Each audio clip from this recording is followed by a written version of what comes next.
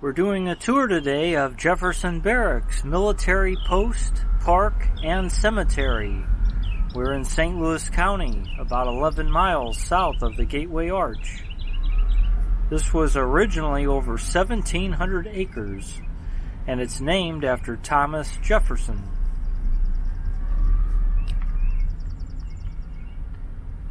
This was in operation from 1826 to 1946. It was the largest military installation in the country in the 1840s. And it's still a base for the Army and Air National Guard, which makes it the oldest operating military installation west of the Mississippi River. It is also the site of a VA medical center. There are several museums here. That's the Telephone Museum.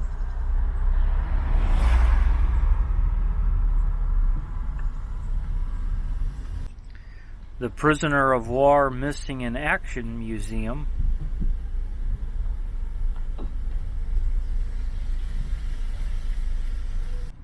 The Ordnance Museum.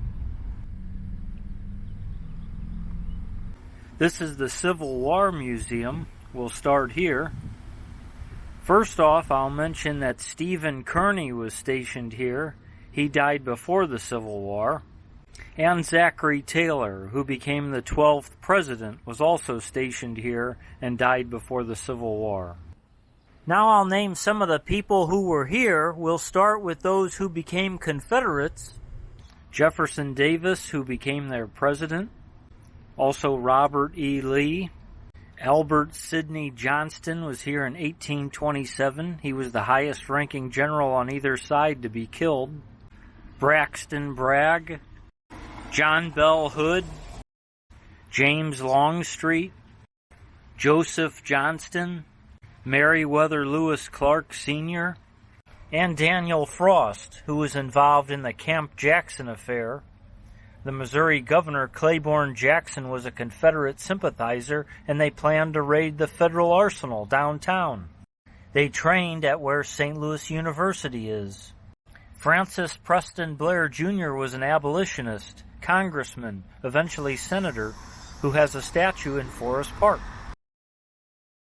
He was a big supporter of Abraham Lincoln. He got Nathaniel Leone appointed commander of the Western Department of the U.S. Army. He has a statue in Leone Park near downtown. He used troops from Jefferson Barracks to capture Camp Jackson. Also for the Union to serve here were Ulysses Grant. He became the 18th president. He has a star on the St. Louis Walk of Fame. His Whitehaven estate is a National Historic Landmark, which is across from Grant's farm. I could go on and on about him. He has a statue in front of City Hall, which has nothing to do with Jefferson Barracks, so I'll stop there. William Tecumseh Sherman served here. He also has a star. He led the March to the Sea and burned Atlanta. The movie Gone with the Wind took place during this. He also succeeded Ulysses Grant as commanding general of the Army.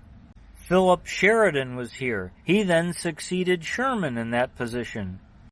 Montgomery Meigs. Winfield Scott Hancock. He became a presidential nominee in 1880.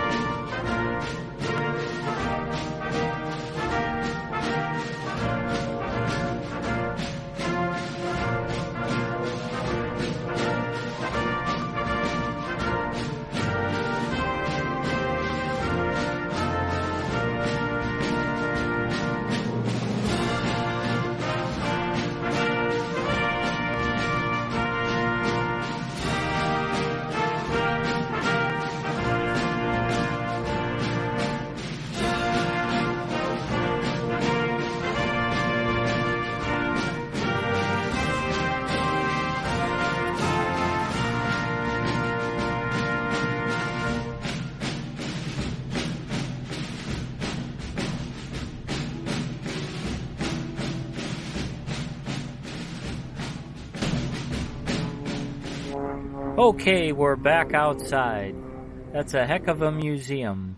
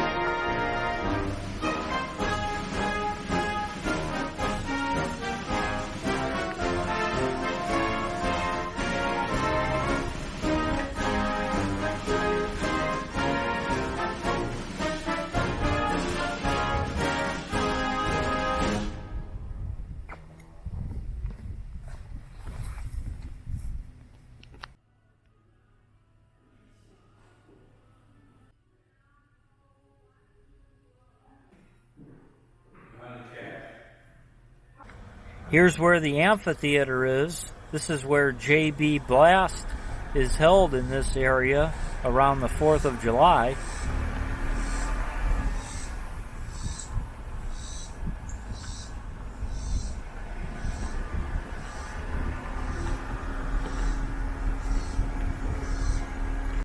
And it looks like this.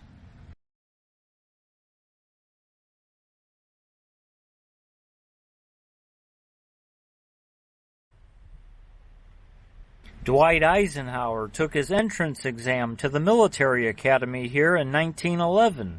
He would become the 34th president.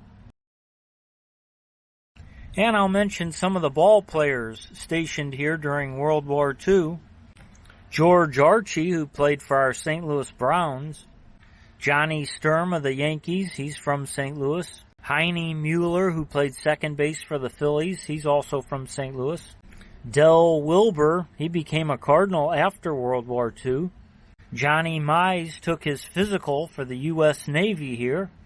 And Joe Garagiola did his basic training here in 1944. This monument honors the 3rd U.S. Infantry Regiment, the Old Guard as they're known.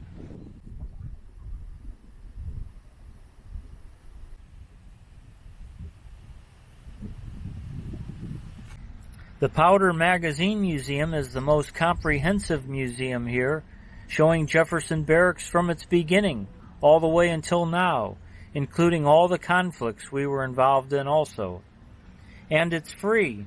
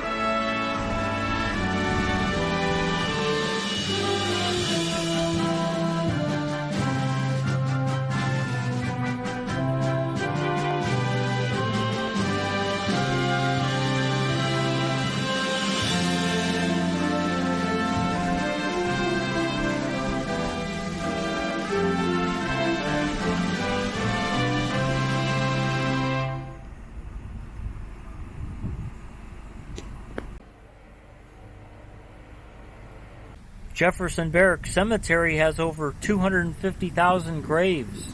The Boy Scouts put flags on them for Memorial Day. There's plenty of people who everybody knows here, and I'm also including my family members. It's important for me to make them part of this video.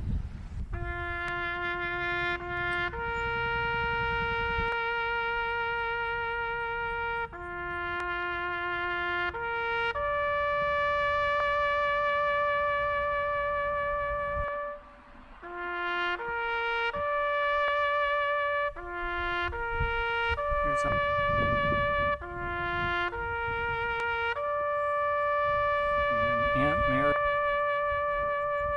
There's Uncle Norm. There's Uncle Ange.